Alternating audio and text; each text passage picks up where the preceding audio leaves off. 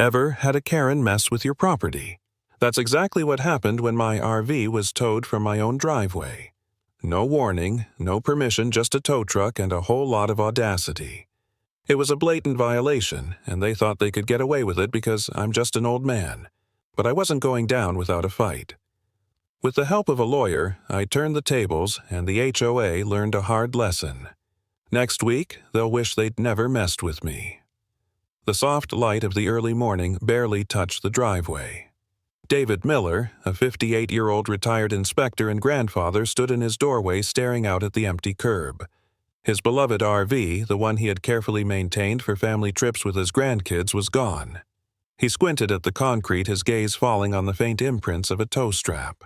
The lines stretched toward the street where the RV had once been parked. The timestamp on his camera was a silent witness, 07:18 a.m. It was all too clear the RV had been taken without warning, without his consent. David's heart sank. For years, he had meticulously followed every rule set by the Homeowners Association, HOA. His RV, clearly designated for family trips and not for commercial use, had always parked in the same spot on his property. But today, everything felt different.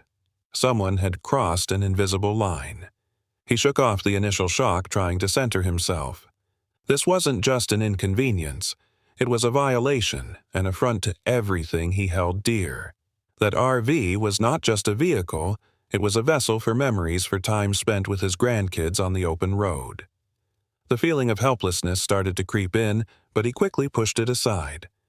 He had been an inspector for over 30 years. He knew how to get things done. He knew how to fight back when the rules weren't followed. And this time, he was going to make sure the HOA paid for their mistake. David turned and walked to his garage tool bench. The garage, usually a place of quiet contemplation and light tinkering, felt more like a war room today. The tools, the bolts, the dusty workbench all served as a reminder of his meticulous nature. He had always been someone who prided himself on attention to detail. And right now, that attention was focused on one thing, proving that the tow had been unauthorized. He picked up the set of photos he had printed earlier. The timestamp on the camera confirmed the exact moment when his RV had been towed, but it wasn't enough. He needed more proof, something solid that would make the HOA stand up and take notice. As he flipped through the photos, one stood out. It was a close-up of the boundary pin, the same one that had been marked in the HOA's official diagram. The discrepancy was glaring.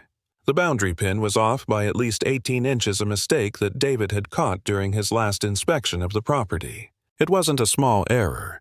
It was a critical one that could invalidate the HOA's entire argument. David felt a rush of adrenaline.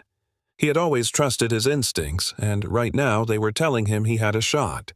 If he could prove that the HOA had miscalculated the boundaries, he could file a formal complaint and get the RV back. But it wasn't going to be easy. He had fought battles before, but this one felt different. This wasn't just a dispute over property, it was a matter of principle. The HOA couldn't just push people around without consequences. "I'm a grandfather," he muttered to himself, clenching the photo tightly in his hand. "That RV is for trips with my grandkids. It's not just a thing, it's a memory waiting to happen." He thought about the summer trips, the campgrounds, the adventures that had yet to be experienced. He wasn't going to let them take that away from him without a fight. He headed toward the post office, his mind racing. The photos in his hand were proof, cold, hard evidence that the tow had been unjust. But they weren't enough on their own. He needed the HOA's official response. He needed the paperwork, the official documentation that would solidify his case. He needed to make sure everything was in order. There was no room for error. David had been a professional his entire life, and this was his chance to prove it. The walk to the post office was short, but every step felt heavy. David's mind kept racing. He couldn't believe this was happening. The HOA president had always been a stickler for the rules, but David had never expected this level of oversight. The mistake in the boundary pin was undeniable, yet there was no way of knowing if the president would even acknowledge it. Still, David knew he had to try. It was the only way to move forward. He reached the post office counter and handed over the photos. The clerk, a young woman with a friendly smile, took them and began the process of mailing the complaint. David watched her carefully as though hoping her actions would provide the clarity he was seeking. She stamped the documents, and the sound echoed in the small space like a final seal on his determination. "If it's on file, it's real," he said half to himself and half to the clerk. She glanced up, raising an eyebrow, but he didn't notice. He was lost in thought, imagining what would happen next. David stepped back, his heart pounding. The first step had been taken. The complaint was in motion. But tomorrow, the next step, that's when things would truly begin. The timestamp on his camera, the photos, the evidence, it was all there. And when that stamp hit the paper, the fight would officially start. As he left the post office, the morning sun had already begun to climb higher in the sky. The shock of the morning had yet to fully fade, but David was no longer overwhelmed by it. He had a plan now. He had a path forward.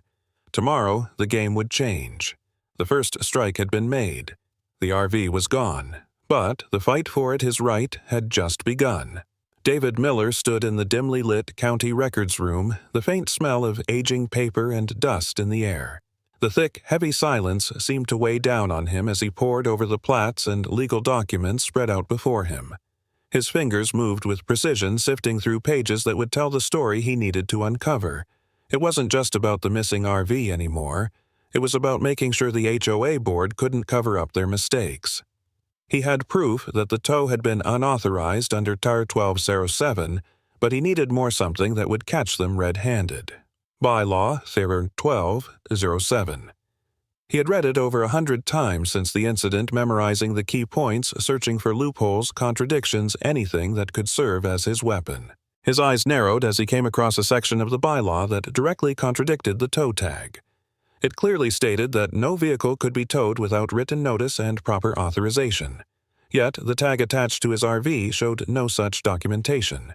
There was a glaring discrepancy, one that David could now use to hold the board accountable. The sound of footsteps echoed down the hall as the door creaked open.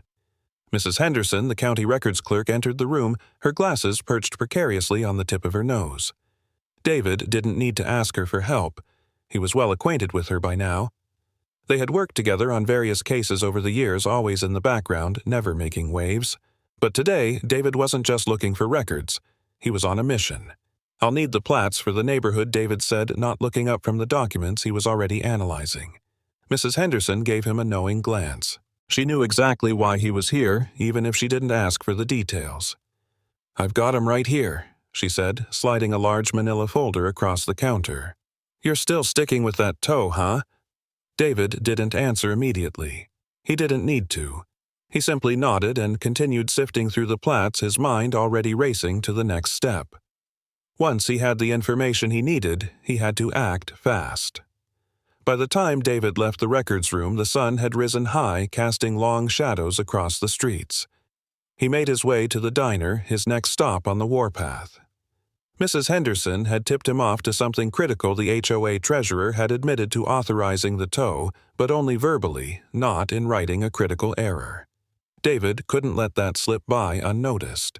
The contradiction was too big to ignore, and he needed a record of it. At the diner booth, David sat across from the treasurer, a middle-aged man with tired eyes who had clearly seen better days.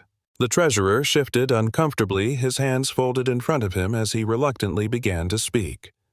"I never authorized it in writing," he admitted, lowering his voice as though the confession itself might carry a heavy weight. "Just a verbal agreement. The board said it was necessary, but I never thought it'd go this far." David's eyes hardened. This was the confirmation he had been waiting for. Verbal authorization meant that the board had violated the very bylaws they had sworn to uphold. He could feel the pieces clicking together in his mind.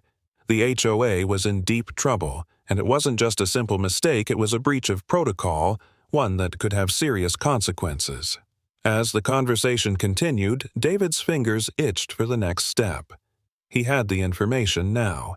He had the written bylaws, the verbal admission from the treasurer, and the contradicting tow tag. He didn't need anything more. It was time to take action. He pulled out his phone, his eyes glinting with determination. "Let's compose an email," he said, his voice steady. He knew this had to be done right. I'm sending a formal read receipt email to the board with all the necessary documentation attached, plats the tow tag, and a copy of Order 1207. David typed quickly, his mind calculating each word as he went. The email had to be clear, direct, and impossible to ignore. With his heart pounding, he attached the photos and documents, the plats, the official tow tag, and the relevant section of the bylaws. He hit send and leaned back in his booth watching the world go by outside. The moment the email was sent, a chill ran down David's spine. He had just triggered the next step in his plan, an executive session. The read receipt confirmation would reach the board members within minutes, forcing them into a meeting to address the violation. David smiled to himself, knowing that the game was officially afoot. As he sipped his coffee, the weight of what he had just set in motion hit him. This wasn't just a battle for the RV anymore. This was a fight for the truth, for accountability. He wasn't just going to let the HOA sweep this under the rug. He was going to expose them, and he wasn't going to back down. The treasurer sat across from him, still unsure of what had just happened. "Do you think they'll do anything about it?" he asked almost nervously. David didn't answer right away. He had learned over the years that sometimes silence spoke louder than words. Instead, he simply looked the treasurer in the eye and said, "Serve first, argue later." The message was clear. This was just the beginning. As he finished his coffee, David felt a renewed sense of purpose. The next steps were already falling into place. The ball was now in the HOA's court, and they had no choice but to play by his rules. Tomorrow, or the next day, they would have no choice but to face the music. The process was underway, and David knew one thing for sure. Small people like him, the ones who understood the rules and fought for what was right, they were the ones who won in the end. "Process is how small folks win," he muttered to himself as he stood up to leave the diner. The fight wasn't over. It had only just begun. The flickering light from the projector danced over the plats, casting a cold blue glow across the stack of papers. David Miller adjusted his glasses, leaned over, and squinted at the details on the maps. He had been going over these plats for days now, obsessing over the tiny discrepancies that could be the key to unraveling the HOA's entire case.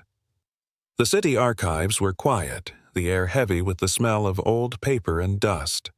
It felt almost like stepping back in time, but David had no time for nostalgia.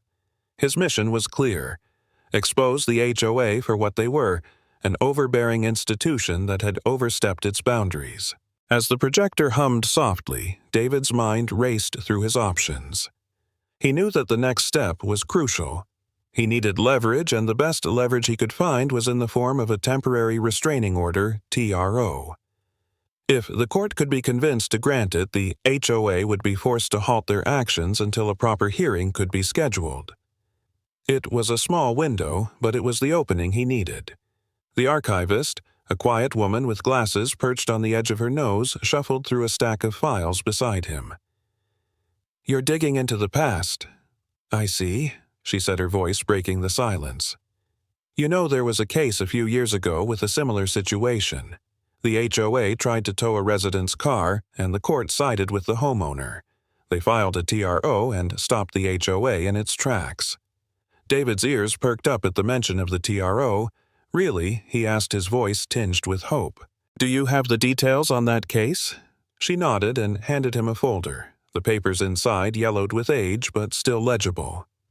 "Here. I think it's the case you're looking for. It involved a violation of community guidelines, but the homeowner was able to show that the HOA had exceeded their authority. The TRO bought them enough time to gather more evidence, and they won in court." David flipped through the folder, his heart racing. This could be the breakthrough he needed. If he could present the same type of evidence, the boundary discrepancies, the unauthorized tow, the verbal approval from the HOA president, he might have a solid case. The legal precedent was in his favor. "I think I have a plan," he said to the archivist, his mind already racing ahead. He wasn't just going to file a complaint and wait. He was going to make them take notice. "I'm going to call Harlan and Wick Law Firm. They've dealt with these kinds of cases before. If I can get them to file the TRO, we'll have the upper hand." The archivist smiled. "Good luck. You'll need it." David didn't waste any time. He dialed the number for the law firm, his fingers steady despite the adrenaline surging through him. The receptionist picked up quickly, and within moments he was connected to a lawyer familiar with HOA-related cases. "Mr. Miller, I'm glad you called. We've handled several similar cases," the lawyer said. "If you have the necessary documents, we can get started on the TRO immediately." David's voice was firm as he replied, "I've got everything ready. I need you to file a TRO and a writ. The HOA overstepped their bounds, and I need to stop them from enforcing their actions until we can get a court hearing." The lawyer was quick to respond. "We can get this done. Send over the documents and we'll begin the process." David hung up and immediately got to work. He gathered the key exhibits he'd need. Exhibit A was the plat showing the boundary discrepancy. Exhibit B was the tow tag which lacked the proper documentation. And Exhibit C was the email thread in which the HOA's treasurer admitted that the authorization for the tow was given verbally. It wasn't much, but it was enough to raise serious questions about the legality of the HOA's actions. As he compiled the exhibits, David's mind kept returning to the words the archivist had spoken earlier. The TRO bought them enough time. That's all he needed, time. The clock was ticking, and if he could stall the HOA's actions, he would have the space to build a stronger case. At 09:42, the retainer letter from Harlan and Wick arrived. David quickly signed it and sent it back, officially retaining their services. He felt a wave of relief wash over him. He was no longer fighting this battle alone. The law firm would take the reins from here. He attached the exhibits to an email and sent them off to the lawyer. "Please proceed with the filing of the TRO and writ as soon as possible. The HOA's actions need to be stopped before they escalate further." Minutes later, he received a confirmation. "We've got everything we need. We'll file the TRO tonight, and you'll be notified once it's submitted." David leaned back in his chair and exhaled. It wasn't over, not by a long shot, but he had made the first major move. The ball was now in the HOA's court. They had no idea what was coming. The next few hours were a blur. David couldn't sit still, pacing back and forth as he waited for the law firm to confirm that the TRO had been filed. The clock was ticking, and with each passing minute the tension mounted. If the TRO was granted, it would give him the breathing room he needed to go after the HOA in a more systematic way. It would also send a clear message David wasn't just going to roll over. As the sun began to set, he received an email from the law firm TRO and writ. "Have been filed. You'll receive a court date soon.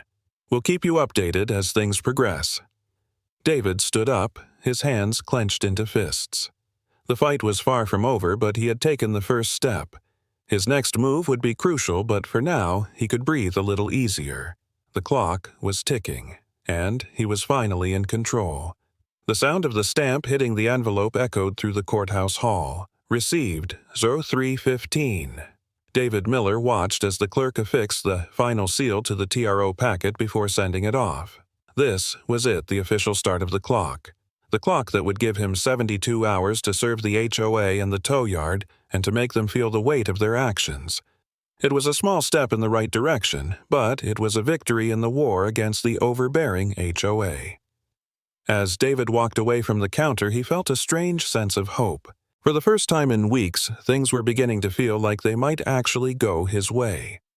The packed envelope in his hand wasn't just a document. It was a weapon. The start of a process that would force the HOA to face their mistakes one by one. David had learned from experience that time was always his enemy in these battles. He couldn't afford to wait. The clock was ticking down, and with each hour that passed, the power of the HOA grew. They had already shown their hand issuing that towing order without proper documentation, but now it was time to force their hand in return. By filing the TRO and giving the HOA and the tow yard the required 72 hours to respond, David was locking them into a timeline that they couldn't escape. The next few days would be critical, and David couldn't afford to let up. The courthouse hall was eerily quiet as he stepped out the cool air of the early morning, brushing against his face. His next stop was the post office, where he would send out the certified mail with the required return receipt numbers. That was another part of the process, getting everything served correctly and on time. If the HOA or the tow yard didn't respond, it would be grounds for relief, and he could move forward with further legal action. David knew the process inside and out. He'd seen it all before. But the stakes had never been so high. The HOA wasn't just some faceless organization this time. They had gone after his family, after his rights, and David wouldn't let that stand. He wouldn't let them win, not this time. As he entered the post office, he could feel the weight of the situation settling in. The clerk behind the counter greeted him with a smile, but David's mind was elsewhere. He handed over the certified envelopes, watching as they were stamped and logged into the system. Each envelope carried the documents that would begin the process of holding the HOA accountable. Certified mail for HOA and the tow yard. David set his voice steady despite the tension that had been building for days. The clerk nodded, running the envelopes through the machine. RR-9407, she said as she printed the receipts.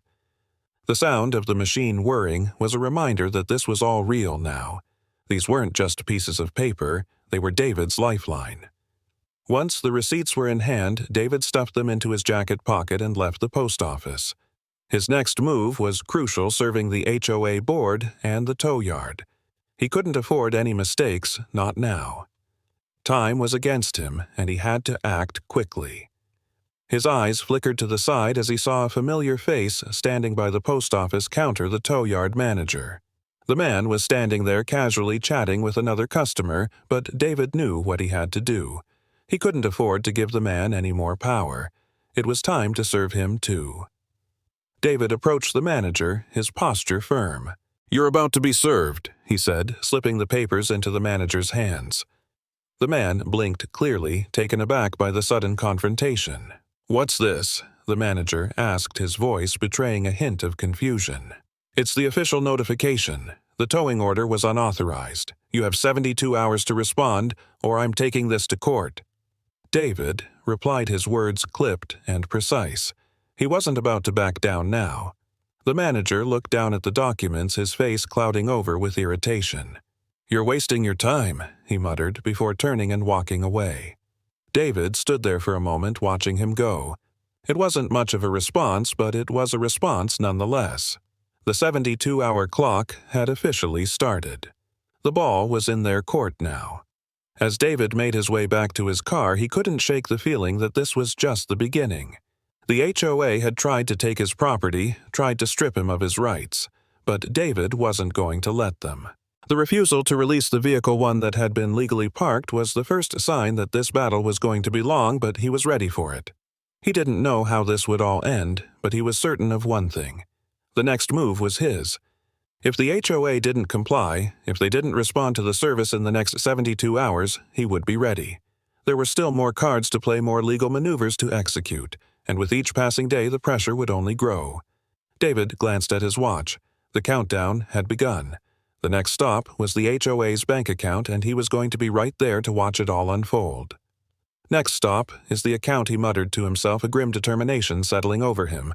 He knew the road ahead would be tough, but with each step he was one step closer to making the HOA pay for their actions. The clock was ticking, and David wasn't going to let it stop. The PA system squealed, and the sharp sound echoed through the tow yard, drawing the attention of everyone nearby. The neighbors, who had been watching from their porches and front windows, quickly pulled out their phones, eager to document the scene unfolding before them. David Miller's heart pounded as he stepped onto the yard, the weight of the moment settling on his shoulders. The legal battle, weeks in the making, was about to come to a head. Today, the HOA would either face their mistakes or continue to hide behind their false pretenses. As David approached the tow yard's gate, he could see the treasurer standing off to the side, clipboard in hand. Her eyes briefly flickered to him before she glanced down at the papers in her grip, muttering something about a refund queue. The subtle admission only fueled David's resolve. She knew this wasn't just about a parking violation. This was about a policy breach, a deliberate act of injustice that David was determined to expose. Inside the yard, the tow manager was waiting, a stern look on his face. He had probably been expecting this confrontation, but the presence of Officer Riley, who stood near the back, signaled that today's showdown would be different. This wasn't just a confrontation between a frustrated homeowner and the HOA. This was a legal documented act that would force the HOA's hand. The stage had been set, and David was ready to call them on it. He took a deep breath and approached the group, pulling the TRO packet from his briefcase. "I'm here to read the court order," David stated firmly, his voice carrying the weight of authority. He unfolded the document, letting the words sink in.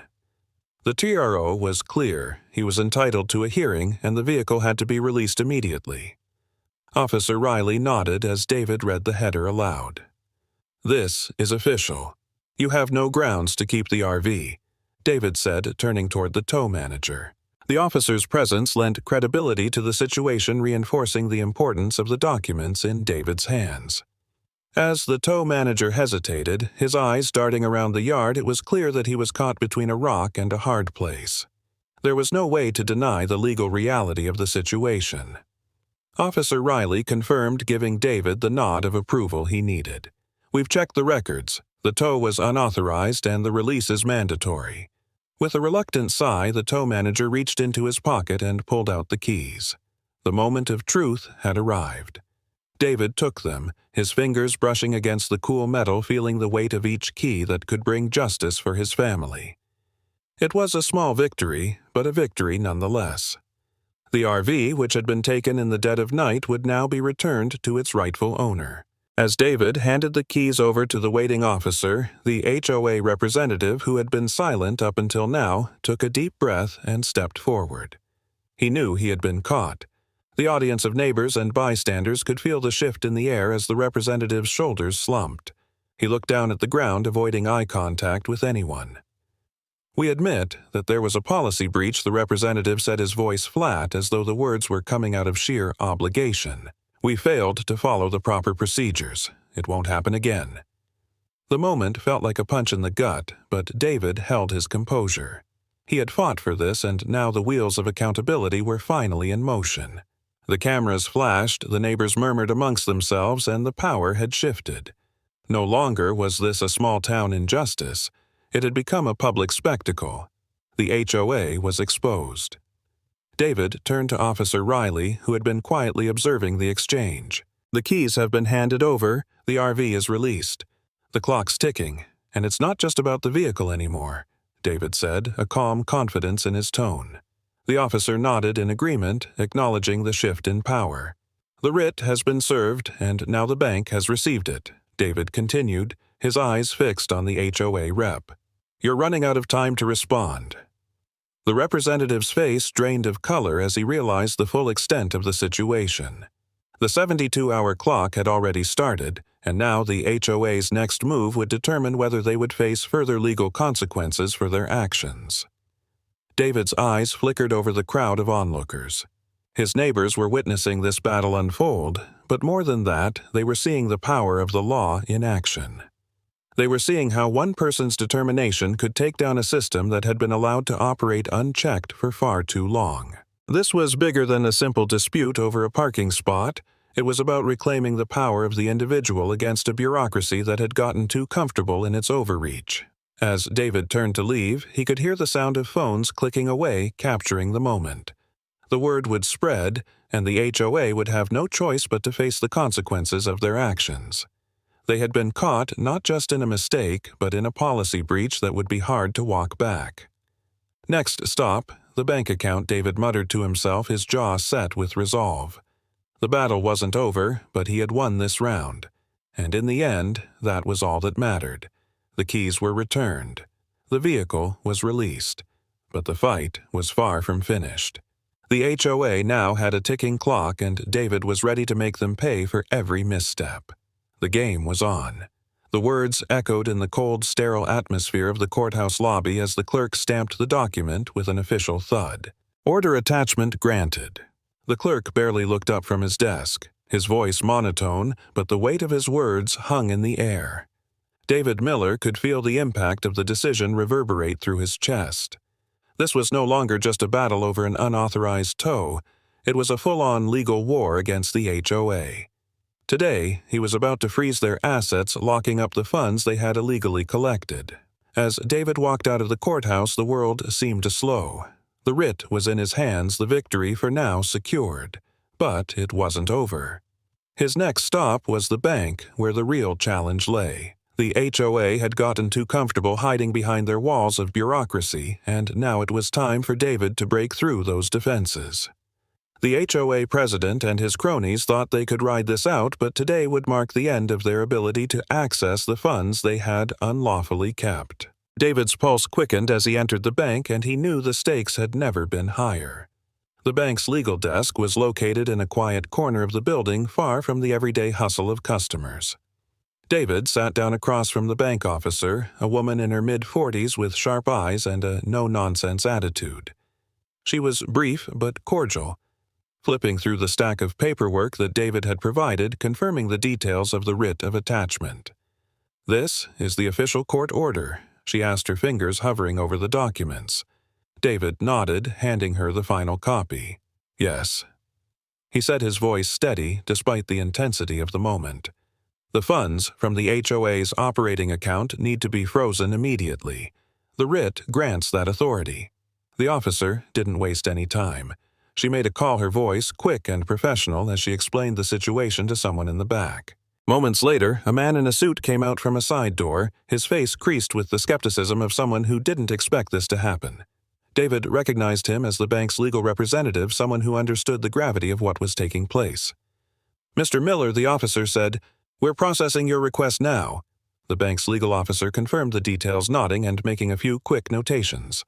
The minutes seemed to stretch, each passing second amplifying the tension in the room. Then, with the click of a keyboard, the decision was final. "Funds have been frozen." The officer confirmed, her tone both authoritative and somber. David's heart raced. He'd done it. The HOA's operating account, the lifeblood of their resources, was now out of their reach. There was no going back. The money they had been holding on to, thinking they were untouchable, was now locked under his command. Before he could leave, David made his way over to the HOA's legal lobby. The office was quiet, almost too quiet for his liking, but the sense of victory was undeniable. The HOA president was seated at a desk near the window reviewing some paperwork. He barely looked up as David walked in, but when he did, the coldness in his eyes made it clear that David was no longer just a nuisance. He was a serious threat to their operation. David didn't waste time with pleasantries. "The bank has confirmed that the funds are frozen," he said, his voice calm but firm. The president's eyes narrowed slightly, and for a moment it seemed as though he might challenge David's actions. Instead, he let out a long, slow breath as if conceding defeat. "You can't just freeze our accounts like this," the president muttered, his tone shifting from disbelief to frustration. But David wasn't fazed.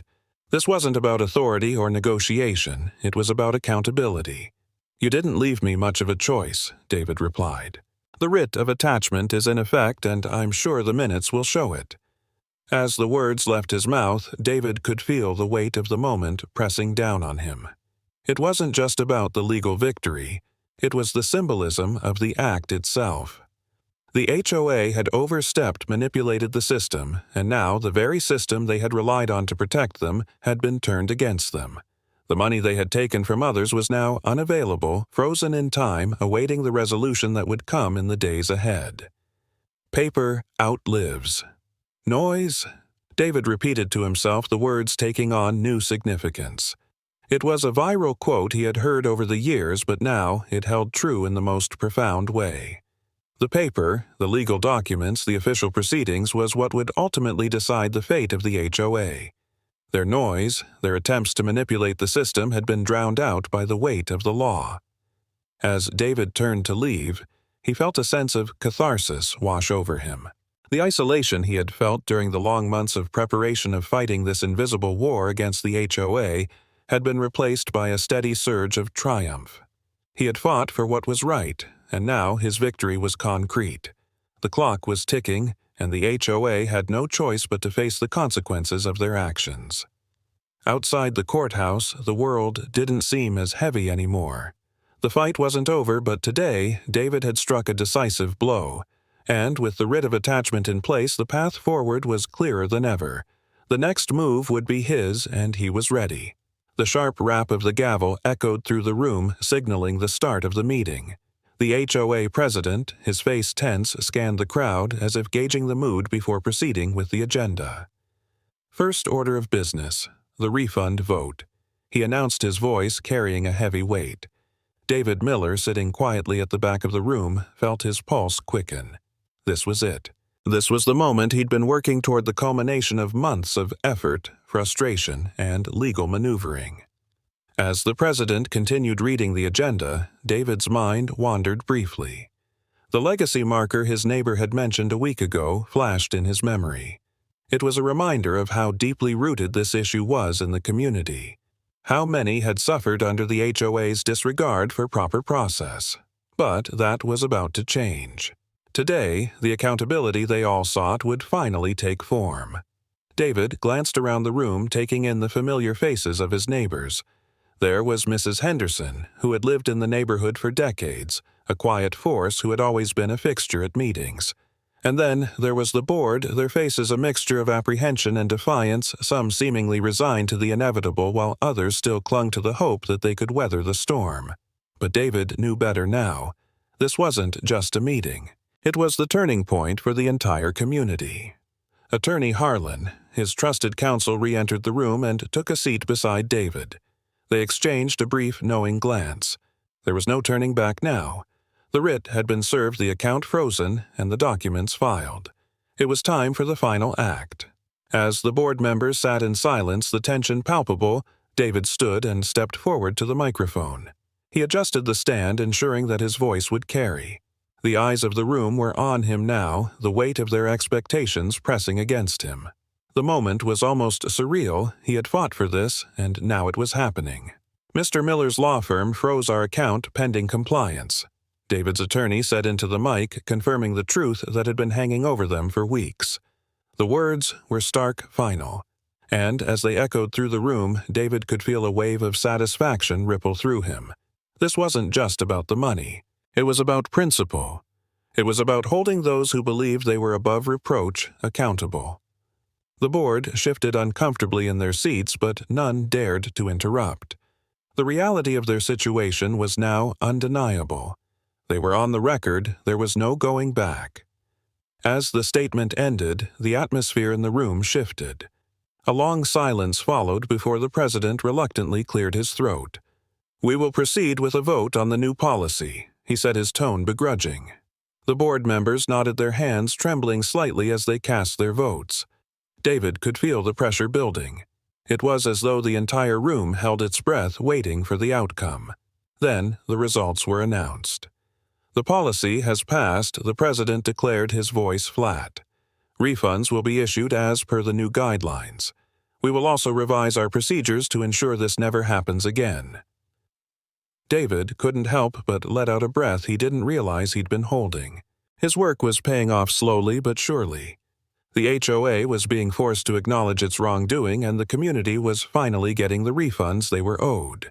This wasn't just a victory for him, it was a victory for everyone who had been affected by the HOA's mismanagement. Then, just as the meeting seemed to wind down, the board's attorney slid a set of keys across the table to David. It was a subtle, almost ceremonial gesture, but one that spoke volumes. The RV that had been taken from him was now his again. The keys were returned, the issue of ownership settled once and for all. David's hand hovered over the keys for a moment before he picked them up. It was a symbolic act, but one that felt like the final piece falling into place. "Tomorrow, the order closes." David said, his voice steady and resolute. The order, the one that had begun this whole process, was about to reach its final chapter. The legal battle was over. The HOA had been forced to make things right, and the community was finally seeing justice. As David made his way out of the meeting hall, the weight of the victory settled in. The noise of the past few months, the calls, the emails, the frustration began to fade. In its place was a quiet sense of relief. Accountability had been achieved, and the community could move forward with the peace of knowing that their voices had been heard. The words of a viral quote David had often repeated echoed in his mind. "Accountability sounds like silence." In this moment, silence was exactly what it felt like. The noise of the battle was over, and in its place was the peace of knowing that the system had worked just as it should. The victory wasn't just his, it belonged to everyone who had fought for what was right. And now they could all breathe easier. The battle had been hard fought, but it was over. Justice had been served. The bronze plaque gleamed under the afternoon sun, its polished surface catching the light as it rested beside the curb. The inscription was simple, yet powerful: Community Standards 2024. It marked the culmination of years of frustration, struggle, and finally victory. David Miller stood on his front porch, staring at the plaque as the camera captured the moment. It wasn't just a plaque. It was a symbol of the battle fought and won, a symbol of the community that had rallied behind him, a symbol of justice at last taking root. David glanced over his shoulder as the treasurer approached, a folder in hand. The man's usually tense expression had softened, replaced by a reluctant respect. "The refunds were posted earlier today," he said, handing David a stack of papers, including a final confirmation from the bank. The freeze on the HOA's account had officially been lifted after full compliance. The hard work, the battles fought both in court and in the community, had led to this moment. David had not only gotten his RV back, but he had secured a future where others wouldn't have to fight the same fight. As the treasurer left, a few neighbors trickled by, exchanging quiet words of gratitude. One of them paused beside David, their eyes drifting toward the plaque. "Good work, David," she said, her voice thick with emotion. "This is a new chapter for the neighborhood." David nodded, feeling a wave of relief wash over him. The battle had been hard, but the victory was sweet. Now the community could finally heal. David reached down and tapped the plaque gently with the keys to the RV, the keys that had been taken from him weeks ago. The sound was soft, but it resonated in the stillness of the moment. The camera lingered on the keys against the gleaming bronze, capturing the full weight of what had been accomplished. The neighborhood wasn't just returning to normal, it was becoming something better, something stronger. Standing there with the sun beginning to set behind him, David thought back on the journey that had led him here. From the frustration of the wrongful tow to the legal battles that had seemed never-ending, he had fought for more than just his property. He had fought for justice, for the community, for his neighbors, for the future. The plaque wasn't just a mark of victory, it was a legacy. A reminder that people could fight back, no matter how small they might seem in the grand scheme of things. The community standards now etched in bronze were more than just rules. They were a reflection of what had been achieved. Finally, someone fought back. David thought to himself, the words ringing with truth. He had stood up when it seemed impossible, and through it all he had shown that the power of perseverance and unity could move mountains, even when those mountains seemed immovable. The neighbors who had supported him, the ones who had whispered words of encouragement when things seemed bleak, were now standing behind him as the final chapter of this story was written. This wasn't just a fight for him, it was a fight for everyone who had ever been wronged and pushed aside. This plaque was their victory too. As David turned away from the plaque, he felt a deep sense of closure. The battle was over, but the lessons would remain. Lines held. Lessons kept. Those words stuck in his mind, a silent mantra that he would carry with him from this point on. No matter what came next, he knew one thing for sure: when you stand firm, when you fight with everything you have, the world will listen, and the world would change. The sun had dipped below the horizon, but the glow of the day still lingered, just as the victory would. The RV was back in its rightful place. The freeze on the HOA's funds had been lifted, and the community had reclaimed what was theirs. The work was done, but the healing had just begun. David stepped off the porch, keys in hand, and walked back toward his RV. The road ahead was still long, but for the first time in a long while it felt like the right path. The camera followed David's every step as he made his way down the driveway. The plaque gleamed in the fading light, a testament to all that had been accomplished. This was the legacy of a community that had fought back and won, a community that would never forget the power of standing up for what was right. The final shot lingered on the plaque for a moment before the screen faded to black, leaving behind the echo of victory. As I stood there looking at the plaque gleaming in the afternoon sun, I realized that this victory was about more than just my RV. It was about the community, the neighbors who had come together to stand for something greater. The fight wasn't just mine. It was for anyone who had ever felt powerless in the face of authority. By challenging the system, we showed that justice wasn't just an ideal, it was something we could make real, one step at a time. Finally, someone fought back. It wasn't about loud protests or dramatic confrontations, but about holding steady and standing firm. It's a lesson we can all take to heart. Justice isn't loud, it's steady.